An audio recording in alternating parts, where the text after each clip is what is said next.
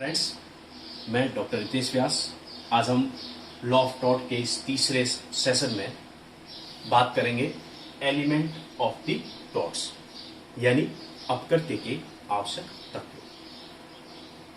जब हमने पिछली क्लास में बात की कि डेफिनेशन ऑफ टॉट जो कि सामंड के द्वारा दी गई, सामंड ने अपनी परिभाषा और विनफील्ड के द्वारा दी गई परिभाषा से हमें तीन मुख्य एसेंशियल एलिमेंट मिलते हैं अपकृत्य के। सबसे पहला एलिमेंट है वो है रॉन्गफुल एक्ट, दूसरा है लीगल डैमेज और तीसरा एलिमेंट है लीगल रेमेडी। यानी जब हम किसी व्यक्ति को अपकृत्य के लिए दायित्व के अधीन मानते हैं तो उसके लिए सबसे जरूरी शर्त है कि वो सदोष कृत्य यानी कि रॉन्गफुल एक्ट होना जरूरी है।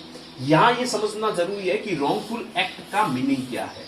रॉन्गफुल एक्ट के साथ में मैंने यहां लिखा है एक्ट और ओमिशन, यानी कि कोई कृत्य या लोप, यानी कि किसी कार्य का न करना।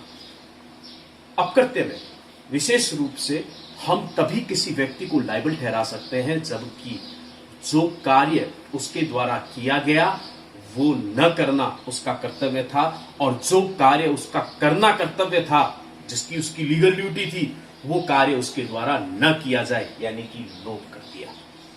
कृत्य तो क्या हुआ, जो करना था वो गलत किया, और लोप क्या हुआ, जिससे सही तरीके से करना चाहिए था लेकिन वो नहीं किया गया, तो हम कहेंगे वो ओमिशन है। यानी कि ऐसा एक्ट और ऐसा ओमिशन जो है वो रॉन्गफुल माना जाता है, और यदि किसी व्यक्ति को ऐसे कार्य से नुकसान होता है तो हम उसे टॉट की परिधि में मानते हैं। ये फर्स्ट एसेंशियल एलिमेंट है, सदोष कृत्य। यहां हमें ये ध्यान में रखना है कि यह जरूरी है कि जिस व्यक्ति को नुकसान हुआ है वह नुकसान किसी अधिकार के उल्लंघन के कारण से हुआ हो या विधि द्वारा निश्चित किए गए किसी दायित्व के पालन न करने के कारण से उत्पन्न हुआ हो। जैसे यदि कोई व्यक्ति किसी दूसरे व्यक्ति को किसी जातीय भोज में आमंत्रित नहीं करता है, यानी कि सबको बुलाया लेकिन एक विशेष व्यक्ति को अपनी जातीय भोज में नहीं आमंत्रित किया, तो उस व्यक्ति के पास ये अधिकार नहीं है कि वह सिविल न्यायालय में वाद दायर कर सके, क्योंकि उसके किसी अधिकार का उल्लंघन नहीं हुआ है। यहां यह इंपॉर्टेंट चीज है कि लीगल राइट वायलेट होने जरूरी है। दोनों चीजें जरूरी है, या तो किसी लीगल राइट का वायलेशन हुआ हो या breach of the legal duty हुआ हो, यानी कि विधिक कर्तव्य का उल्लंघन हुआ हो। ये दोनों कृत्य यदि हुए हैं तो वो रॉन्गफुल एक्ट की डेफिनेशन में आएगा। रॉन्गफुल एक्ट में चूंकि हम कह रहे हैं कि कार्य का न करना भी कई बार अपराध कारित करता है। जैसे म्युनिसिपल कॉर्पोरेशन की जिम्मेदारी है कि वह हमारी जो ड्रेनेज सिस्टम है उसको प्रॉपर मैनर में रखे। अब मान लो अधिक बारिश के कारण से ड्रेनेज सिस्टम फेल होता है और गंदा पानी जो है किसी के मकान के अंदर चला जाए, तो यहां पर हम दायित्व किसका निर्धारित करेंगे, म्युनिसिपल कॉर्पोरेशन का निर्धारित करेंगे, क्योंकि उसका विधिक दायित्व था, उसकी लीगल ड्यूटी थी कि वो ऐसा करने से उसे रोके। यदि वो नहीं कर पाया, यानी उसने ओमिशन किया, उसने लोप किया, तो ये एक्ट किस में आएगा, रॉन्गफुल एक्ट की श्रेणी में आएगा। दूसरी इंपॉर्टेंट चीज जो है वो आती है लीगल डैमेज, यानी विधिक नुकसान। ये टॉपिक अपने आप में बहुत इंपॉर्टेंट है कि लीगल डैमेज क्या है। यहां डैमेज शब्द जो है, डैमेज को हम एक तरीके से नुकसान से समझ सकते हैं।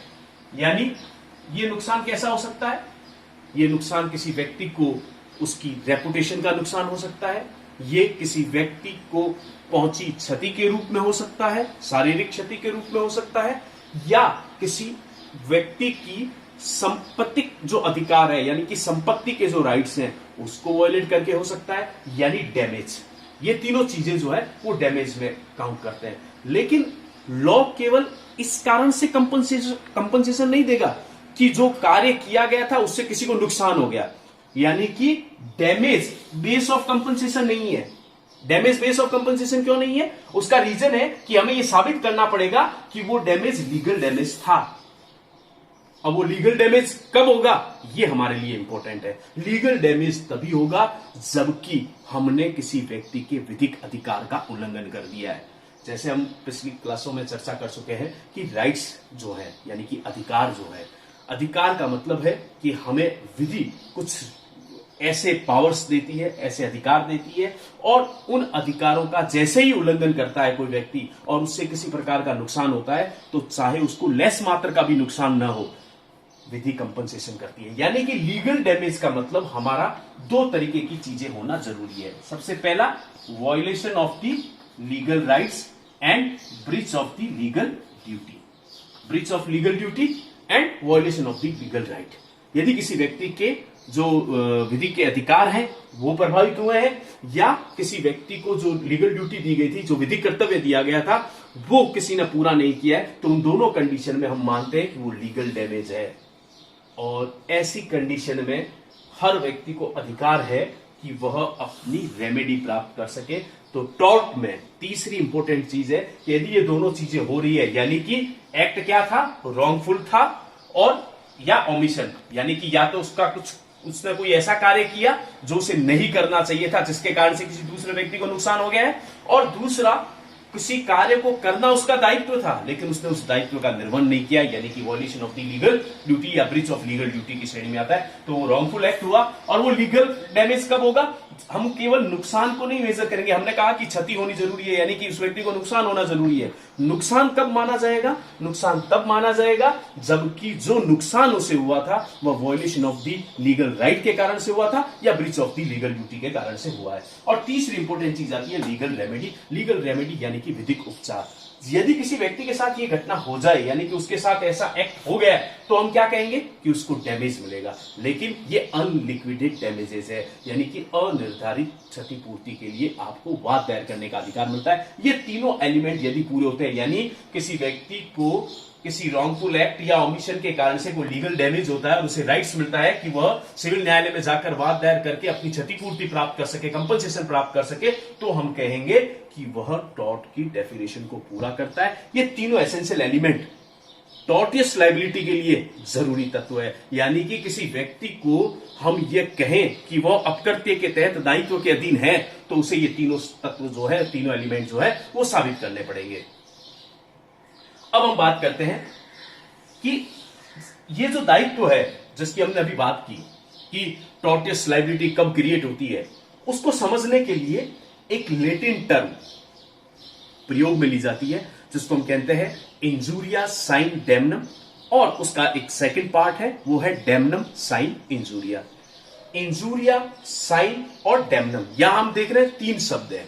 इंजूरिया शब्द जो है, इंजूरिया शब्द को आप एक तरीके से यदि हम इंग्लिश में समझे तो लीगल इंजरी है, या इंजूरिया साइन डैमनम यानी legal injury without damage.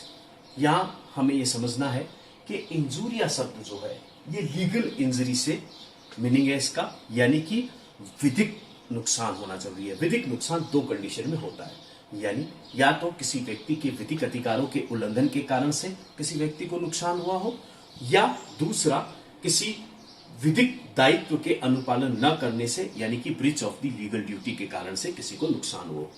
Tort में प्लेंटिफ और डिफेंडेंट, यानी कि एक जो वादी के रूप में वाद दायर करता है और दूसरा प्रतिवादी जो कि डिफेंड करता है कि उसके द्वारा यह कार्य नहीं किया गया, तो डिफेंडेंट के कारण से नुकसान हुआ है तो उसे इस चीज को साबित करना पड़ेगा कि वो जो नुकसान हुआ वो इस कारण से हुआ कि वह उसका मूलभूत रूप से अधिकार था और उस वॉल्यूशन ऑफ लीगल राइट के कारण से उसे वो नुकसान हुआ है। तब हम कहेंगे कि वो लीगल इंजरी है, यानी कि विधिक क्षति हुई है। अब यहां यह इंपॉर्टेंट है कि विधिक क्षति बिना डैमेज के, यानी कि डैमनम, डैमनम शब्द जो है उसका मतलब होता है कि किसी भी प्रकार का नुकसान। जो नुकसान है यहां पर वह किसी व्यक्ति को धन से संबंधित हो सकता है, किसी व्यक्ति के शरीर संबंधी नुकसान हो सकता है, किसी व्यक्ति को संपत्ति के संबंध में नुकसान हो सकता है, किसी व्यक्ति की रेपुटेशन से संबंधित नुकसान हो सकता है। तो नुकसान को मेजर किया जा सकता है। लेकिन यदि लीगल इंजरी है और डैमेज जो है वो है ही नहीं, यानी कि डैमनम जो है यानी क्षति जो है, नुकसान जीरो है, तो भी हम उस मामले को न्यायालय में लाकर और उसको अनियोज्य बना सकते हैं, यानी कि वह एक्शनेबल है। न्यायालय ऐसे बात को सुनेगा और कंपनसेशन प्रदान करेगा। इसे समझने के लिए हम एक इंपॉर्टेंट केस के माध्यम से इसको समझते हैं, एसबी वर्सेस वाइट के केस में, जहां पर एक व्यक्ति को वोट संबंधी अधिकार था और उसके वोट के अधिकार का अतिलंघन किया गया, उसे वोट नहीं देने दिया गया। बाय द वे, वह व्यक्ति जिस व्यक्ति को वोट देना चाहता था वह चुनाव में विजयी भी हुआ। यानी यदि हम नुकसान की बात करें तो वह व्यक्ति, वह उम्मीदवार जिसको कि वोट देना चाहता था प्लेंटिफ, वह चुनाव में विजयी भी हुआ, फिर भी उसे नुकसान नहीं है। यदि वह न्यायालय में वाद दायर करेगा तो न्यायालय इसे लीगल इंजरी मानेगा। लीगल इंजरी इसलिए क्योंकि वोट डालने का अधिकार, राइट टू वोट, आपका एक लीगल राइट है, और यदि उस लीगल राइट का वायलेशन किया जाता है तो चाहे वह व्यक्ति जिसको कि चुनाव में जीतना था या वो हारा चाहे जीता, इससे कोई मेजर नहीं करता। मूलभूत रूप से न्यायालय केवल यही देखेगा कि क्या वोट डालने का अधिकार उसका विधिक अधिकार था या नहीं। यदि विधिक अधिकार था यानी कि लीगल इंजरी थी, तो फिर बिना नुकसान के भी वह अनियोज्य है, यानी कि कंपनसेशन उसे दिया जाएगा। यहां हम कुछ और केसों के माध्यम से इस चीज को समझने का प्रयास करते हैं कि कब न्यायालय जो है वो इंजूरिया साइन डेमनम में उसे क्या मानेगा, एक्शनेबल मानेगा। दूसरा इंपॉर्टेंट केस जो है, इसी एसबी वर्सेस वाइट के केस को कलिपा वर्सेस व्यापुट्टी के मामले में न्यायालय ने फिर लागू किया और यह तय किया कि जहां न्यायालय में वाद है तो केवल वादी को यह बात साबित करनी पड़ेगी कि प्रतिवादी के द्वारा किए गए कार्य के कारण से जो उसे नुकसान उठाया है या नुकसान न भी हुआ हो लेकिन उसके विधिक अधिकारों का उल्लंघन अवश्य हुआ है, या किसी ब्रीच ऑफ लीगल ड्यूटी के कारण से उसे नुकसान हुआ है, तो यदि कर्तव्य की अनुपालना न की गई हो या उसके विधिक अधिकार का उल्लंघन किया गया है, तो उन दोनों ही कंडीशन में न्यायालय उसे कंपनसेशन दिलाएगा, चाहे वहां पर डैमेज यानी कि डैमनम जो है वो जीरो ही क्यों ना हो, किसी प्रकार का नुकसान न भी हुआ हो तो भी उसे कंपनसेशन दिलाया जाएगा। ऐसा ही मामला भीम सिंह वर्सेस जम्मू एंड कश्मीर राज्य का सामने आया, जहां पर एक एमएलए को जब वो संसद में जा रहा था तो रास्ते में एक कांस्टेबल के द्वारा उससे गिरफ्तार किया गया और उसको उस बैठक में, उस मीटिंग में हिस्सा लेने से रोक दिया गया। तो यहां पर न्यायालय ने उसे 50,000 रुपए का कंपनसेशन दिलाया। हालांकि उसे कोई डैमेज नहीं हुआ, उसे किसी प्रकार का नुकसान नहीं हुआ, लेकिन चूंकि ये लीगल राइट था कि वह मीटिंग अटेंड करे और उसको उस विधिक अधिकार का क्या किया गया, उल्लंघन किया गया, तो न्यायालय ने एक तरीके से उसे कंपनसेट किया। इसी प्रकार का एक और मामला मार्जेटी वर्सेस विलियम्स का, जिसमें कि एक व्यक्ति के द्वारा बैंक में अपने अकाउंट से पैसा निकालने के लिए एक चेक को सबमिट किया गया और उस बैंक के द्वारा उस चेक में उसके अकाउंट में सफिशिएंट बैलेंस होने के बावजूद भी उसे पेमेंट नहीं दिया गया, जिसके कारण से उसको बहुत उसका जो रेपुटेशन है उसको नुकसान पहुंचा। न्यायालय ने यहां पर तय किया कि ये डैमेज चाहे उसको ना हुआ हो, लेकिन उसका विधिक अधिकार था कि वह बैंक जाकर अपनी बैंक की ब्रांच से वह पैसा निकाल सके, क्योंकि बैंक के पास ऐसा कोई कारण नहीं था, कोई ऐसा लीगल कॉज नहीं था कि उसने उसे चेक से पैसे देने से क्यों इनकार किया। इस कारण से न्यायालय ने बैंक को लायबल माना और उसे कंपनसेशन दिलाया गया। इसी मामले में एक अन्य मामले में Ashrafi Lal versus Municipal Corporation of Agra, जिसमें वोट देने का जो अधिकार है यानी कि वोटिंग राइट जो है, उसके ऊपर नामांकन में से किसी जो व्यक्ति था जिसका वोट देने का अधिकार था उसका नामांकन से नाम हटा दिया गया। तो न्यायालय ने वहां पर उसको वोट न देने के कारण से जो नुकसान हुआ उसके लिए कंपनसेशन दिया। यानी इंजूरिया साइन डेमनम के केसेस में न्यायालय केवल इतना ही ध्यान रखेगा कि क्या किसी विधिक अधिकार का उल्लंघन हुआ, यदि यस, या जो ड्यूटीज थी किसी लीगल ड्यूटी के जो कि विधि के द्वारा पूर्व निश्चित किसी विधिक कर्तव्य का उल्लंघन हुआ है, इन दोनों चीजों के कारण से यदि प्लेंटिफ को नुकसान हुआ है तो डिफेंडेंट लायबल है, चाहे उसे डैमेज न हुआ हो।